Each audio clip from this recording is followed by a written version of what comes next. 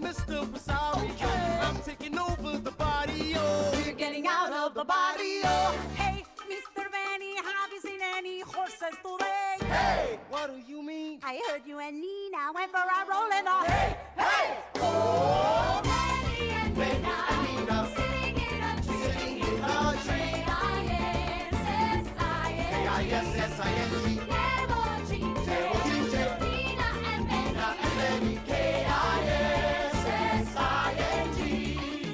Hold up, wait a minute. Usnavi's leaving us for the Dominican Republic, and Benny went and stole the girl that I'm in love with. She was my babysitter first. Listen up, is this what y'all want? We closed the bodega, the neighborhood is gone. They selling the dispatch and they closing the salon, and they'll never turn the lights back on. Cause we are powerless, we are powerless.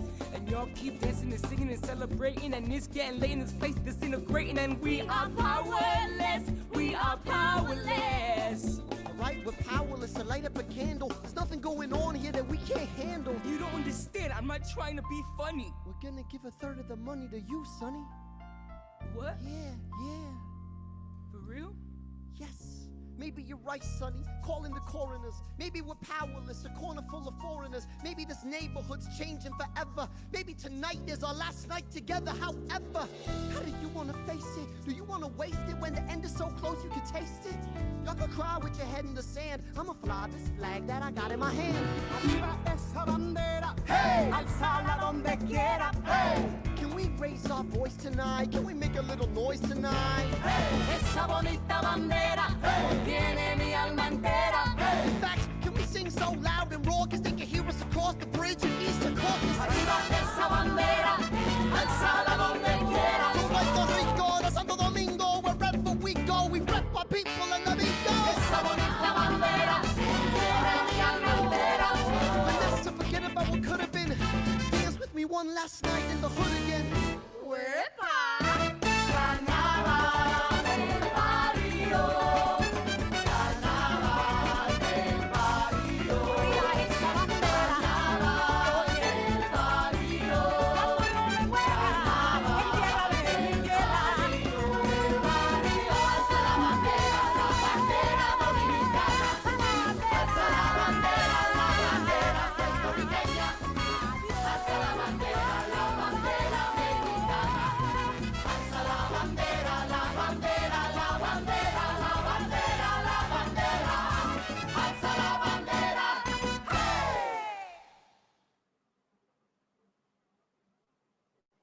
Good morning, folks. I'm Nadia Elokdah. I will echo my dear friend Caitlin, who said this is the energy we need for this morning.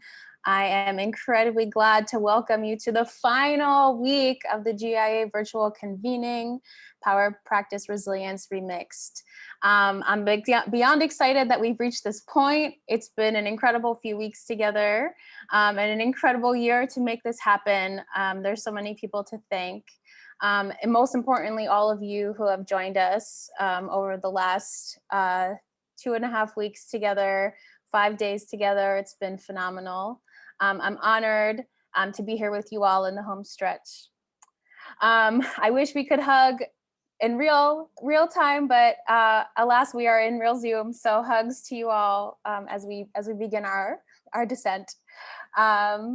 We have today nearly 700 people joining us, grant makers, national partners, artists joining live here today, which is phenomenal. So to those of you joining us for the first time this year, welcome. For the first time today, welcome. It's going to be great. If you haven't done so already, please review the GIA Virtual Convening Community Accountability Agreements that you can access via our website and that we'll drop in the chat, as well as how to support both racial equity and accessibility and disability justice language. I join you here today from my home in Lenape-Hoking. GIA's home is also here in New York on the unceded lands of the Lenape and the Wappinger peoples. We ask you to join us in acknowledging their communities and the original peoples of the lands wherever you are located. We ask you to acknowledge their elders, both past and present, as well as future generations. Please take a moment to consider the many legacies of violence, displacement, migration, and settlement that bring us here today. Please join us in uncovering these truths in any and all convenings. And we invite you to share with us where you're joining from, as well as your hellos in the chat. I would like to extend huge thank yous to the colleagues who supported us in this convening, the Cerna Foundation, the New York Community Trust, and the Rockefeller Brothers Fund. I'd also like to thank our planning committee, Maurine Knighton, Javier Torres, Anita Contini, Susan Fader, Carrie McCarthy, Eddie Torres, and myself. It's been an incredible year. Thank you. Thank yous also to the Looking Glass creative team. They've been in every room with us this whole time and have been behind the scenes making this seamless. Thank you, EK. Thank you, Rachel. Thank you, Gali. Thank you, Thomas. Appreciate you so much. Thank you to our volunteers. And thank you to the entire GIA team. I know that this has been incredible to pull off. I see you all. I thank you all. As a reminder, the keynote today is being captioned, as well as all of the sessions that you'll be in. If you like to see them, go down to the closed caption in your lower bar. Click on closed captions. You can make these larger or smaller in the settings on your box. And here we go, the last keynote. Before we start, I would like to introduce a video created and produced by Kyle Dargan. He's our artist of today. He is a poet. He was, in his most recent poetry collection, awarded the 2019 Lenore Marshall Poetry Prize and longlisted for the 2019 Pulitzer Prize in Poetry. He has received the Cave Canem Poetry Prize, the Hurston Wright Legacy Award, and grants from the DC Commission on the Arts and Humanities. He worked with and supports a number of youth writing organizations, such as 826 DC, Writopia Lab, Young Writers Workshop, and the Dodge Poetry High Schools program. He's a associate professor of literature and assistant director of creative writing at American University, as well as the founder and editor of Post No Ills magazine. Proud to present Kyle here today in an original piece written for us.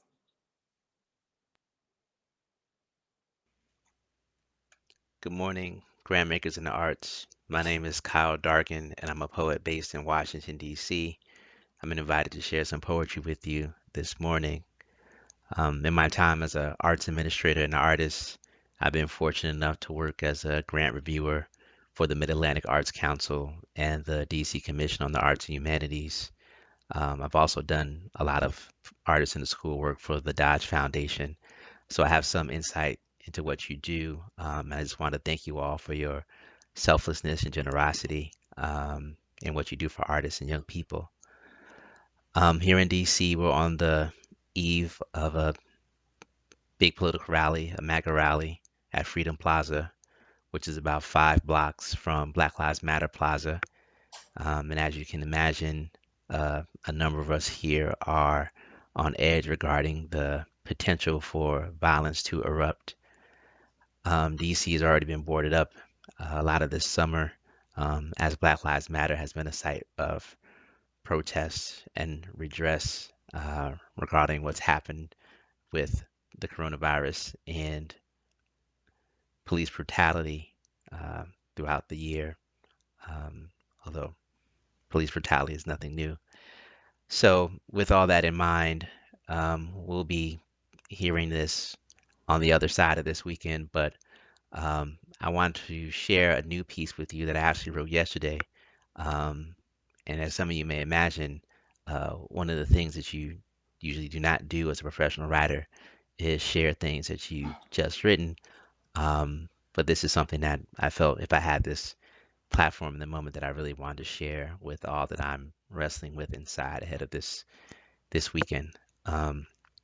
So this piece is called When I Say I Want to Defund the Police.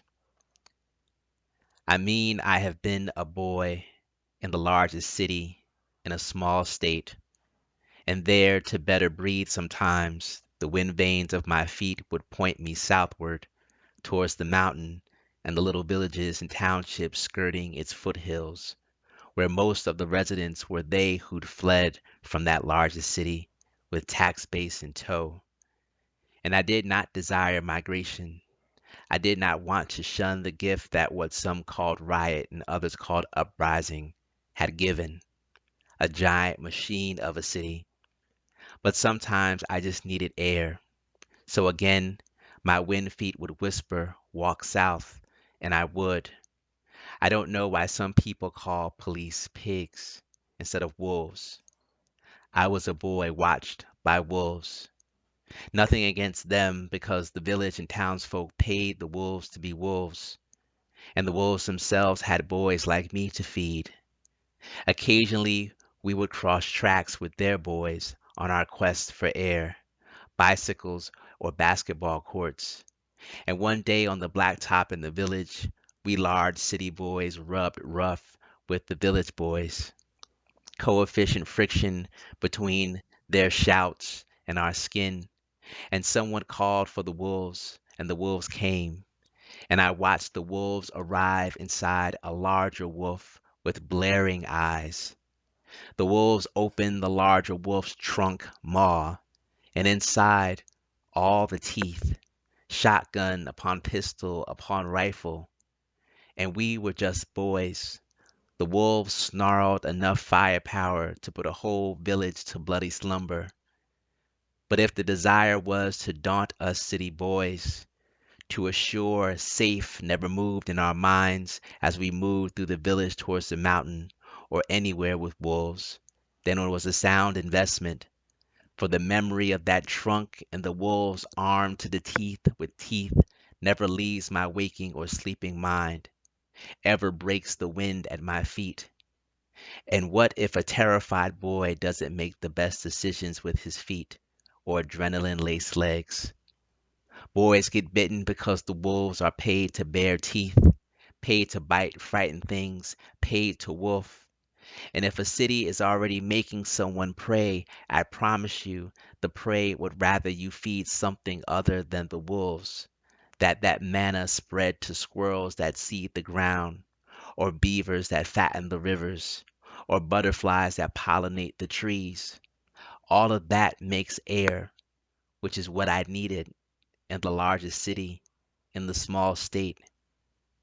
But when you look down from the mountain, from the foothill cities, and see pests, of course, your first thought will be, we need more wolves, more wolves, more wolves. Thank you. Thank you, Kyle. That was prepared, obviously, in advance and clearly relevant to the times that we're living in. Incredibly thankful for the generosity of sharing that piece with us for the first time, and the vulnerability it takes to share that with a group of folks you don't know. Thank you. Next up, I'm incredibly honored to present a really wonderful conversation. Founding partner of the Miriam Group, founding president of the Hispanic Federation, and past chairman of the NYC Health and Hospitals Corporation, among others, Luis Miranda Jr. Pulitzer Prize, Grammy, Emmy, and Tony Award-winning composer, lyricist, and actor, Lin-Manuel Miranda, and program director for arts at the Doris Duke Charitable Foundation, the inimitable Maurine Knighton. For over 40 years, the Miranda family has championed community activism. They have created and supported institutions that they've served, both underserved populations in Upper Manhattan and communities throughout New York City, across the country, and of course, in Puerto Rico. You can see their full links in the bio, and you can see their full bios in the chat at the link I'm about to share. And please take it away, our final keynote of 2020. Thank you so much for being with us, Luis and Lin-Manuel Miranda. On behalf of everyone at Grantmakers in the Arts, welcome. This is a real treat for me. Of course, Luis, you and I go back a ways. I remember that you were on the board at UMES, the Upper Manhattan Empowerment Zone, when I joined the staff in 2004. And over the years, we worked very closely together on a number of arts and cultural projects there in the catchment area. But equally with the work, I remember you're talking about Lin-Manuel, as well as Lucecita, your wife Luz, of course, and the rest of the family as well, Miguel. I heard many important stops along the way in Lin-Manuel's career as it began to blossom. I saw In the Heights 3 times, once off Broadway and 2 times on Broadway. You were the best cheerleader ever, and deservedly so. But I have to say, you lost me a little bit when you told me that Lin-Manuel was now working on a hip hop musical about Alexander Hamilton.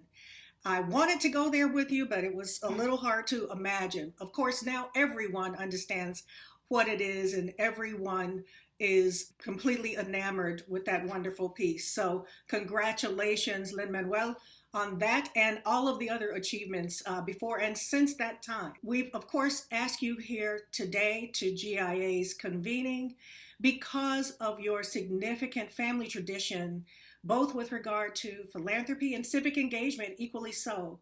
Another part of your work is your very deep and abiding commitment to the arts.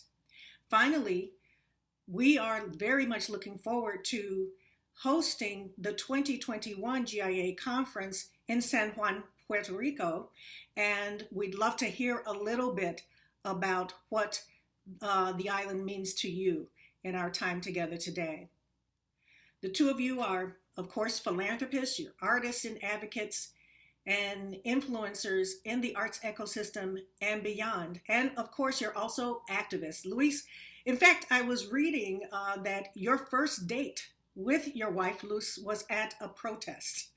So it really does go back for decades. What do you think that activism does and should look like today? I have said in other occasions that Luz and I, as we get older, the last 4 years, we have been very depressed.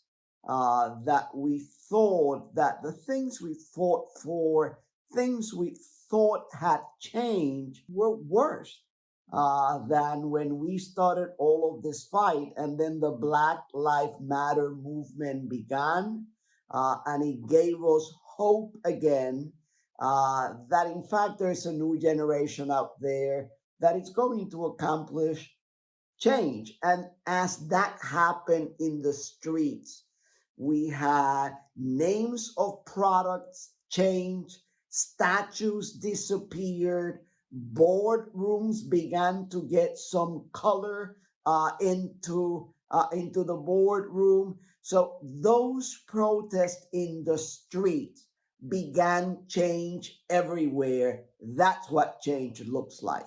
Thank you, Luis. And change is also a part of the theme for our GIA Convening this year. In fact, the theme is actually Power, Practice, Resilience, Remixed. And of course, one of the claims to fame that New Yorkers have is their knack for pulling the very best elements out of things that already exist and using them to put together something exciting, new, and powerful. Remixing is something that both of you do, Lin-Manuel, each in his own way.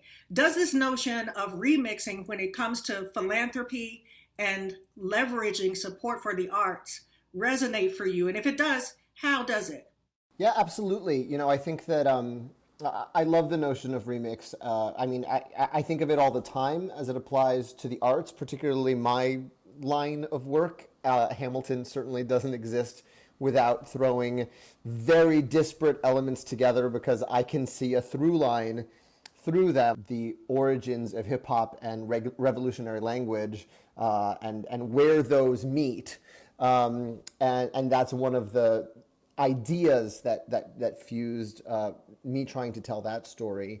But I also think that's also inherent to the spirit of hip hop. It's the rose that grew from concrete. You have this neighborhood that's getting plundered and burned up to make room for the Cross Bronx Expressway. And out of this neighborhood comes hip hop culture and taking a record player and deciding that's a musical instrument. That's not a means of playing music. It's a means of making new music. And so, you know, I think the best ideas are those where something new is created out of elements that you would never think of as being together. And I think that's I think that's also the way forward when it comes to philanthropy in the moment we're finding ourselves in. It's about funding organizations and ideas that are really reimagining things and seeing what sticks and seeing what's truly effective. Yeah, and it's also about power in some ways, recognizing the power that you have, leveraging that and using it to create maximum impact. And to that point, Luis, people often associate philanthropy with wealth, but in fact, your family has a tradition of being philanthropic well before the success of Hamilton. How do you go about being a philanthropist without significant wealth? Because you have smartness and you have energy and you have human capital and mental real estate, and all of those things are important components that you could share with an institution or with a movement. We could not give tens of thousands of dollars before, but we make commitments to organizations in our community and elsewhere to fight with them, to be with them, to schedule meetings and get access that others in the community could not get.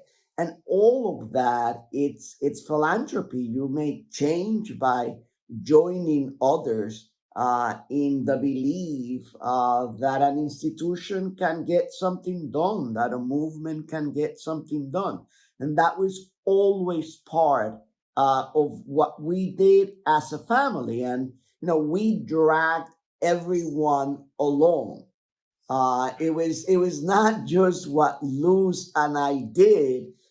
Sita and Lin-Manuel had to be part of it. When we were working and creating the Community Association of Progressive Dominicans, ACDP, for Lin-Manuel, it was fun. He was a little kid and we were mean. And while we met, the kids played. For Lucecita, it was more work because she was 6 years older. So she had other responsibilities that was not just hanging out with the other 5 and 6 year olds. But it was all work, just putting energy and sweat equity into an organization. It's important. I always tell people we always had two Santa Clauses every year. There was white Santa Claus down at Macy's that we would take a picture with, and then there was Dominican Santa Claus at ACDP on 176th Street. I think that's a wonderful thing. I think a lot of kids would kill to have two Santa Yeah, we had two Clauses. Santas and 3 Kings Day. Yeah. So just to follow up on something that you've talked about a moment ago, for either of you, it seems like in terms of being philanthropic, that using your voice is at least as important as using your checkbook. That's what I see as I track your work over the years. Do you agree with that? And if so, that's another point of leverage. I'd love to hear your perspectives on that.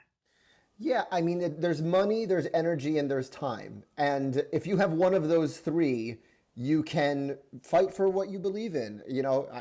Growing up in the Miranda household, in lieu of a paper route, my job was always, I was the guy with the clipboard and the green paper registering voters. And part of my job as a teenager was going to, the buildings on Dykeman and 10th Avenue, going top to bottom. Are you registered to vote? Are you registered to vote? That was my way of pitching in to the family efforts. And if it wasn't that, it was, standing the appropriate distance outside the polls, handing out things for candidates. I remember we would do the radio 3 Kings Day toy drive every year after Christmas, collecting for the Latino community. And Polito Vega would sit in his radio booth and talk about the thing, and we would watch the donations come in from families who had little but gave what they could, and we would sort toys. So there was always a component. Before we had money, we had energy and time, and that's always been a part of our family effort. Thank you for sharing with us about really what you've been doing basically your entire lives to support communities and to be philanthropic in particular. But it seems like in more recent years, you've decided to support the arts in particular in a formally philanthropic way.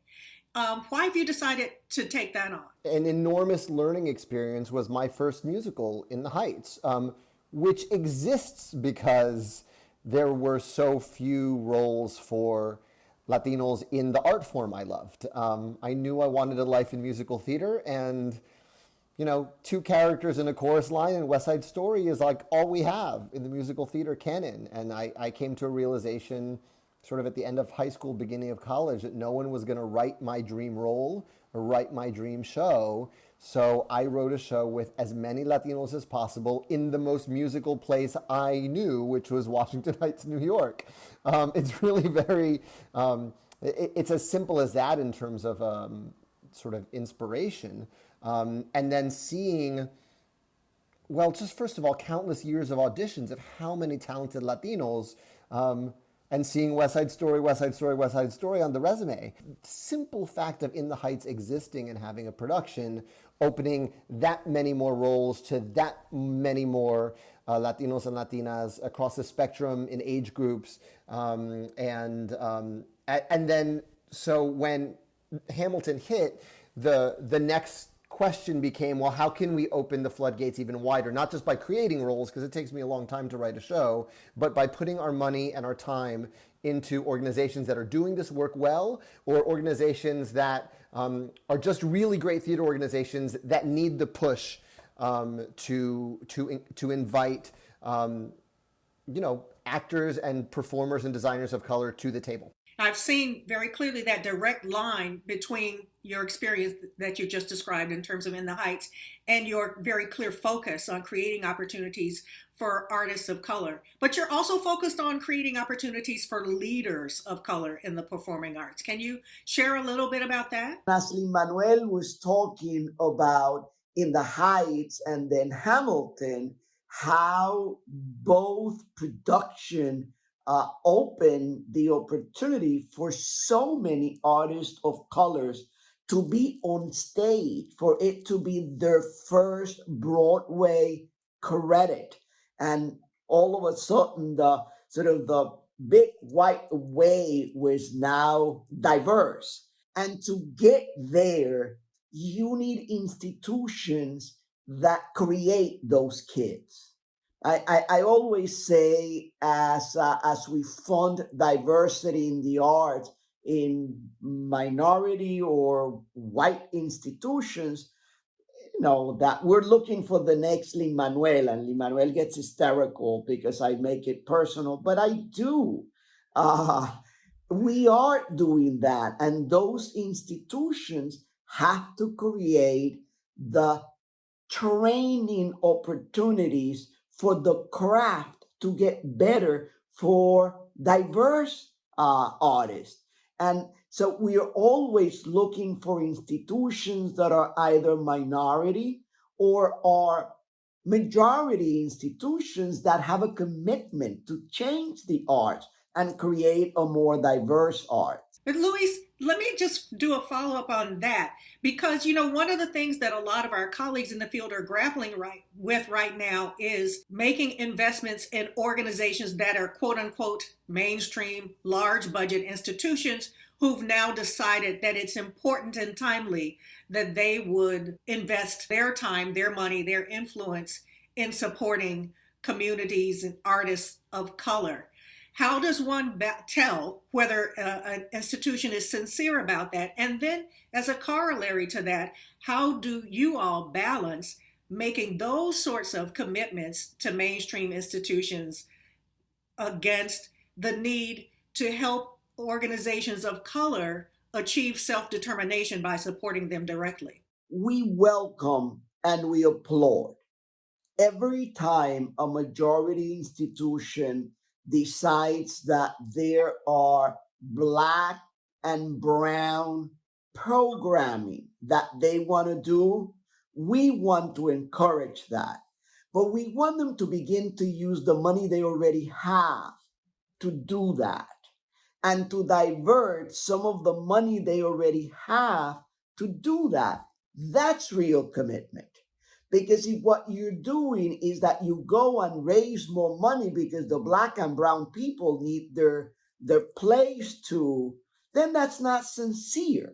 You're increasing your budget, you're making it bigger, and you pretend that you care. Start by using your own money, because then more money will come. We've really put our elbow into the folks that we have seen already doing the work. I was very lucky.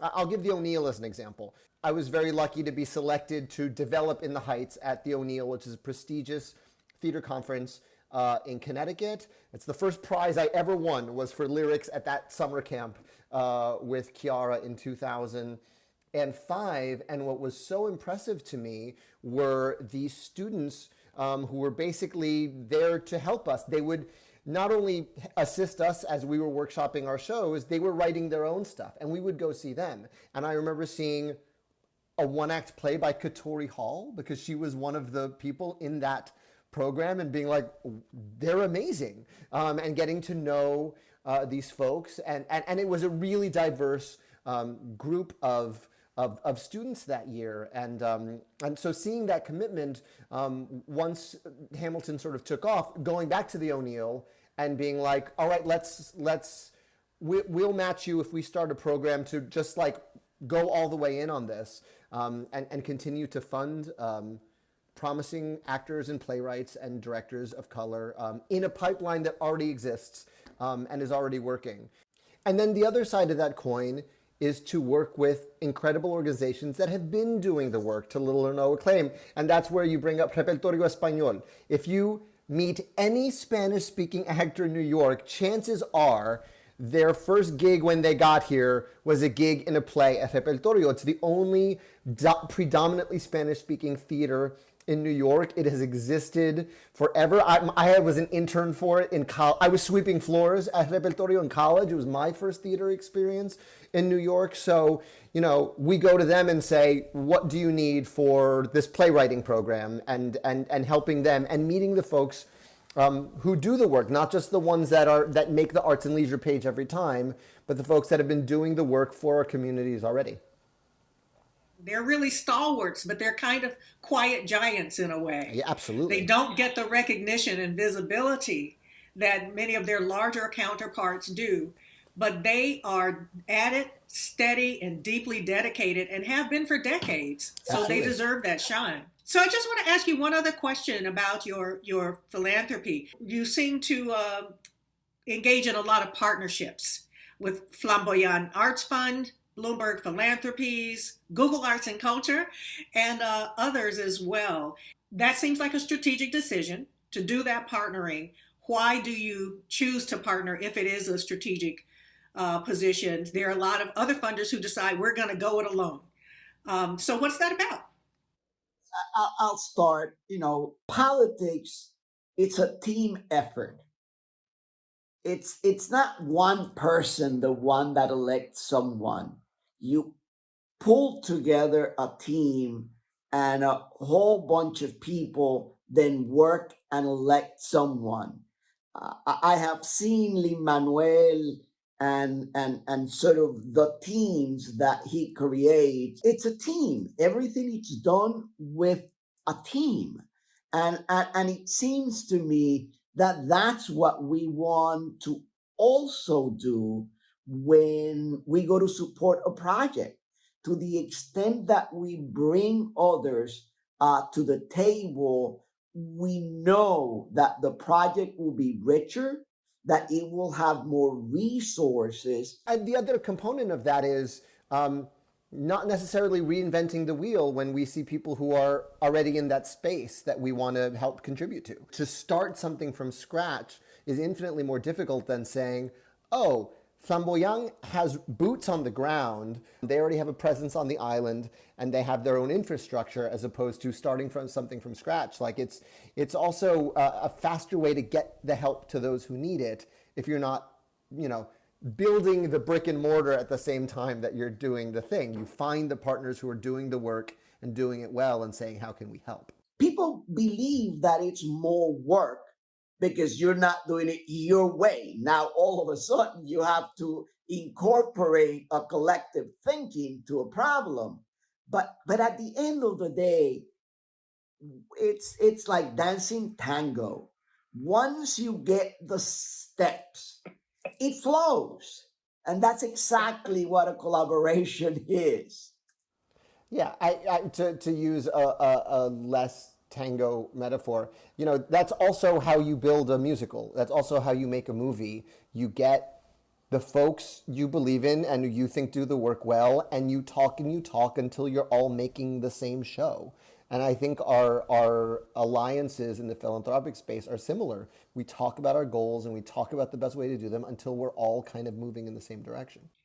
But doing that with public funding partners is a little bit of a different dance, if you will. If we can go back to the tango metaphor, there are lots of upsides to doing it, but on the other side, it can be intimidating for those of us on the private philanthropy side who perhaps don't have a practice of partnering with public entities. What benefits have you all accrued from having those sorts of public-private partnerships? Even if it's a bit more difficult, the institution and the group that gets to be part of that public-private partnership, it's going to be much stronger at the end. If you remember when you and I were in the Upper Manhattan Empowerment Zone, we made groups go through hoops. That was you. That wasn't me, Luis.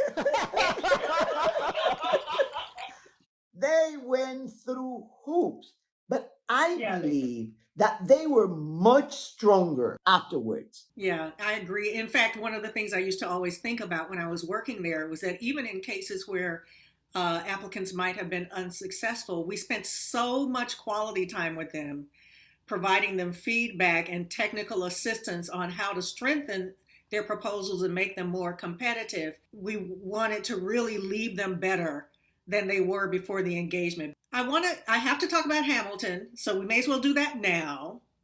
And I wanted to check in with you, Lin-Manuel, about what you think people who see the play in person after the pandemic, after theaters reopen and people can attend live performance again, do you think they might derive anything different in terms of the meaning, the experience of being there than they might have those who attended in the quote unquote before times? Well, that's a really interesting question. And a new question. Hamilton has the thing that everyone wants when they write a show, which is everyone leaves that show and tells 5 people about that show, good, bad, or indifferent. And I think the secret sauce in that, and I've thought about it a lot, I've had 5 years to think about it, is that it really, at the end of the day, it's about what we do with our time. And whether you believe our time on Earth is finite or we get lots of cracks at it, what are you going to do with this time that you are alive? And you have 2 characters, Hamilton and Burr, one of whom is terrified to sort of get anything done for fear of making a mistake, and one of whom makes tons of mistakes because, he's heard the clock, humming as soon as he sort of was conscious of it. And so I think that's, and then there's of course Eliza, who goes on to live longer than anybody and leaves an entirely different legacy behind. In fact, she leaves behind a legacy of philanthropy.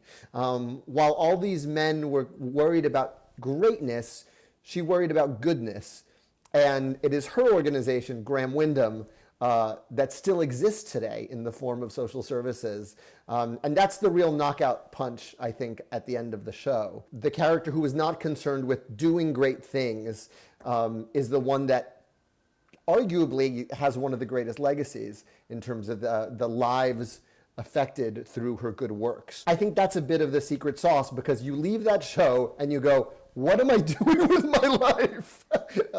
I certainly felt that way when I read the book and read about this man who crammed 4 lifetimes worth in his short time on this planet.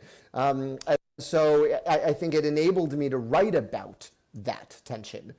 I don't know if that will be different for folks after. I know that I have a newfound appreciation for being able to gather. I know I am wistful when I watch Hamilton on Disney Plus because I miss live theater so much. I'm wistful when I watch the edits of the In the Heights movie, which we shot before the pandemic, and to see Latinos singing and hugging and crying together in the streets without any kind of barriers up is already poignant to me.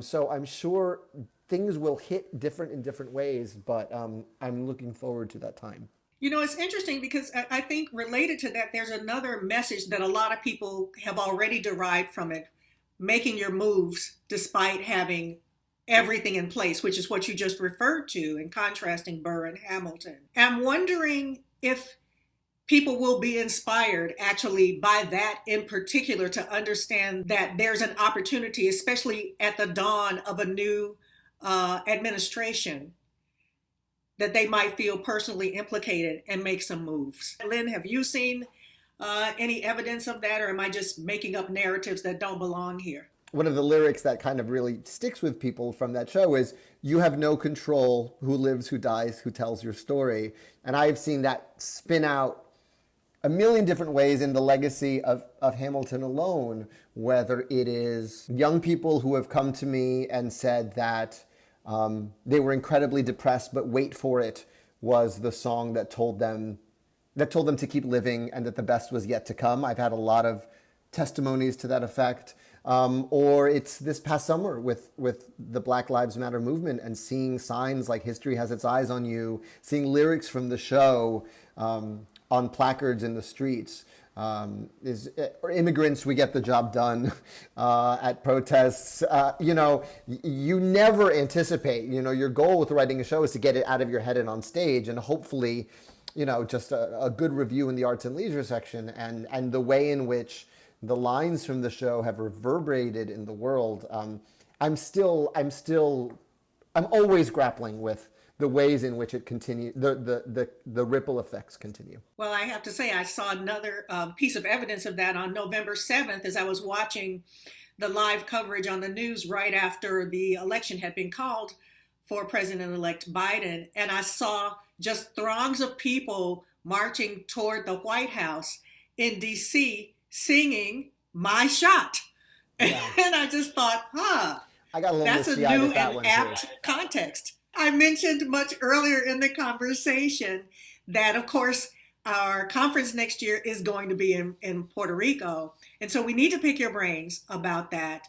How important is Puerto Rico to you? Sort of a rhetorical question to a degree, and to your development as both activists and advocates for your communities. And how important is it to your grant making in particular?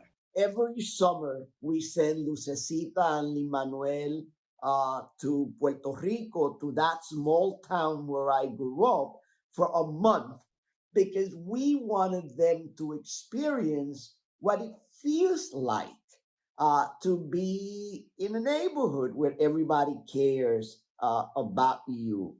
So Puerto Rico has always been formative for me and important to pass on to my kids. And in all of the Hurricane Maria aftermath, the most important revelation for me was how important Puerto Rico was for Lin-Manuel and Lucecita, even though they grew up in New York and they just spent 1/12 of their life in that little town in Puerto Rico. I want everyone to experience that, and I want people to fall in love and continue to commit to the development of Puerto Rico, which is part of what we have done with our philanthropy. One of the very few silver linings of the aftermath of Hurricane Maria was the unity between folks on the island and those of us out here in the diaspora, first generation, second generation, who sort of just did our best to answer the call for those living on the island, and just sort of continuing those efforts, that just because you don't live in Puerto Rico doesn't mean your fate and your heart isn't bound up with the welfare of your brothers and sisters, and in our case, cousins and aunts and uncles on that island, and doing what you can to support from where you can. And from a philanthropic perspective, we have been able to convince so many philanthropic institutions to begin to do investments in the arts in Puerto Rico, in social services in Puerto Rico, in education in Puerto Rico. That's sort of all the silver lining that came out of Hurricane Maria, the amount of institutional support that we have partnered with and have brought to the island. So just two more questions as we wrap. Luis, for you, your career, which has been really wide ranging, included public service, nonprofit leadership, and political activism, among many other things. From your perspective, is there a single thread or unifying theme that connects all of that? Yeah, change. I want to make sure things are better than I found them. Change as defined by creating a more diverse place where people can think differently and debate those ideas, and whatever is for the best of the most moves forward, and that we create real opportunities for people. That's what I did in politics. That's what I did when I did consulting. That's what I do when I do philanthropy. It's how can I create change? And for you first, Luis, and then Lin-Manuel, if you would, I'm curious about your artistic and creative inspirations. What are you inspired by right now? Is there any particular thing, person, work that is inspiring you? Rereading Isabel Allende's books was such a source of incredible feeling good and calm, and going back to my center. I'm making a movie right now. So it's, we have about 2 weeks left of filming, and it's about a musical theater composer. It was who was my inspiration, Jonathan Larson, the creator of Rent, who sadly passed away before he saw its success. But this was a musical he wrote even before that. So it's a story that feels very intimate, very familiar to me. And my answer to what's inspiring me is everything in the kitchen sink, because you have to dig so deep. When you're making a movie, you are trying to capture a feeling, and it's my first movie, so I'm throwing everything I have at it. A lot of what's inspiring me is the time period where the movie takes place. It takes place in 1990. So today, we filmed in a fake Times Square that we built along a half block of East Harlem, and we had a electronics store. And it had all these old JVC VHS camcorders, and I got so nostalgic just looking at the machines I used to make movies with when I was a kid, and so that was my bit of inspiration today. But it'll be something different tomorrow. We'll look forward to that. I want to thank you both for your time today. You are, of course, inspirational to all of us at GIA and beyond, and we look forward to watching your philanthropy continue to grow and to opportunities to continue to connect and partner. Thank you so much for your time, and all the very best to you, your loved ones, and your communities as well. I hope you'll be safe and take good care. Thank you. Great talking. Thank you. Thank you. Thank you, Lin-Manuel, Luis, and Maurine. That was really wonderful. The chat is a buzz with similar feelings. So in sum, we are grateful and so excited that we could close out the keynotes of this year with this special conversation. We are excited to think about this idea of change as connecting us, considering not only the futures that we want to build, but how we want to be in those futures. We are hopeful to gather together safely in San Juan, Puerto Rico in 2021. Mark your calendars for November 7th through 10th. And I hope that I'll be able to see all of you there. For now, we have the rest of the convening up next. We have 3 rounds of concurrent breakout sessions, and we'll end the day with roundtable discussions. Our breakouts are at 12 p.m., 1:30 p.m., and 3 p.m. Eastern time, and 2 roundtable sessions that wrap us up this afternoon at 4:30. All the sessions can be accessed from the schedule page of the conference website, and you click on the big red button that says Access Zoom Rooms here. Dropping that into the chat now for easy access. And I hope that you enjoy the rest of your day. Thank you for being here with us in this incredible keynote, and away we go.